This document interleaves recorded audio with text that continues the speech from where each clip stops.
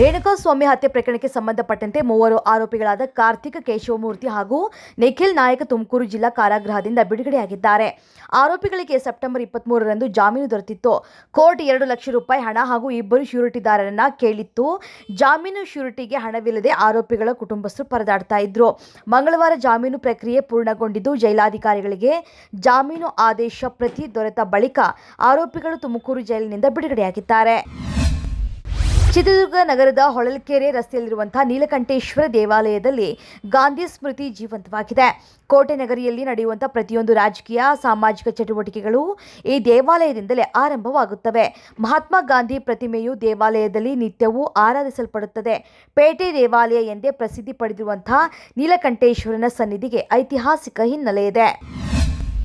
ಸ್ವಾತಂತ್ರ್ಯ ಸಂಗ್ರಾಮದಲ್ಲಿ ಭಾಗವಹಿಸುವಂತೆ ತಿಪಟೂರು ತಾಲೂಕಿನ ಜನರಿಗೆ ಕರೆ ನೀಡುವುದಕ್ಕೆ ಬಂದಿದ್ದ ಮಹಾತ್ಮ ಗಾಂಧಿಯವರು ಉಳಿದುಕೊಂಡಿದ್ದ ಮನೆಯನ್ನು ಅಭಿವೃದ್ಧಿಪಡಿಸಿ ಗಾಂಧಿ ಸ್ಮಾರಕ ಗ್ರಂಥಾಲಯವನ್ನಾಗಿ ಪರಿವರ್ತಿಸಲಾಗಿದೆ. 1927ರ ಆಗಸ್ಟ್ 21ರಂದು ನಗರದ ಈಗಿನ ಜಯದೇವ ಆಸ್ಪತ್ರೆಯ ಬಳಿ ತಾಲೂಕಿನ ಜನರನ್ನು ಉದ್ದೇಶಿಸಿ ಗಾಂಧೀಜಿ ಭಾಷಣವನ್ನ ಮಾಡಿದ್ದರು.